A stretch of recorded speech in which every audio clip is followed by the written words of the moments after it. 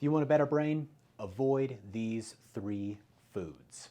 Hey, I'm Dr. Sam McDonald. I'm a brain health expert, and this channel is dedicated to helping you rewire your brain so you can live a better life. If you love this content, make sure to like, subscribe, and share so you get the notifications for each week's new video. So the 3 foods that you want to avoid and the reasons why are this. So 3 foods you want to avoid: gluten, dairy, and you probably didn't guess this one, corn. Okay, so here is why. So these 3 foods are very inflammatory to the body. If you don't understand inflammatory, this means inflammation. So inflammation is the root of all disease, and these foods can heavily affect the brain via this really important nerve called the vagus nerve. So the vagus nerve is the main connection between the brain and your gut. It is the literal bridge that goes from here all the way down to your stomach and your digestive system. So anytime you eat these foods, if you eat gluten, if you eat dairy, or if you eat corn, this causes an inflammatory reaction in the body because your body cannot break this stuff down. And when it comes to corn, I'm not just talking about things like corn on the cob or canned corn. Any processed food is probably going to have corn in it because it's going to have things like high fructose corn syrup. It could have corn meal. It could have any of these kind of things that can cause this inflammatory reaction in the body. And an inflammatory reaction, what happens is the body's not able to properly break it down.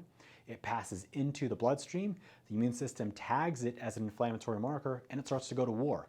And what happens is this war, so to speak, in your body creates this inflammatory cascade, and literally like a bridge, this stuff starts to travel up that vagus nerve, and it's a direct connection up into the brain, thus increasing the inflammation up into the brain. Now, the ramifications of stuff like this can be a myriad of different symptoms. So it can be things like brain fog. You can't focus properly. You can't get your tasks done at work.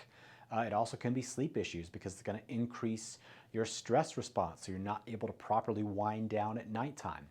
But the real stuff that can really affect is your relationships, whether it's your relationships at work with your boss. You're not able to properly get your work done. Your boss is getting pissed at you and you're not producing, and maybe your job's on the line. Or maybe it's with your spouse, your significant other. You know, you're just kind of not all there. You're kind of checked out.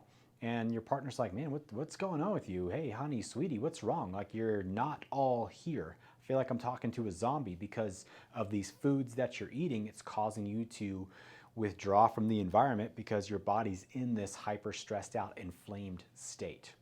So you need to avoid these foods.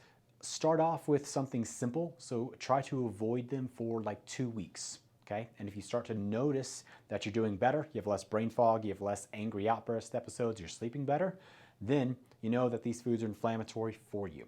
So next thing you need to do is start to then stretch that out to at least 3 months. You need to spend 90 days avoiding these foods entirely because your system needs time in order for it to reset, so to speak. And then you potentially can start to introduce these foods again to see if they're still inflammatory.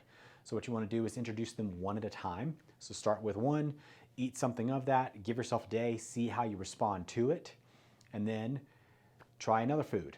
See how you respond to that, and then try the 3rd food. You want to give yourself a week in between each of these because you want to see how well you're responding to each one of them and whether or not they're actually causing an inflammatory process for you.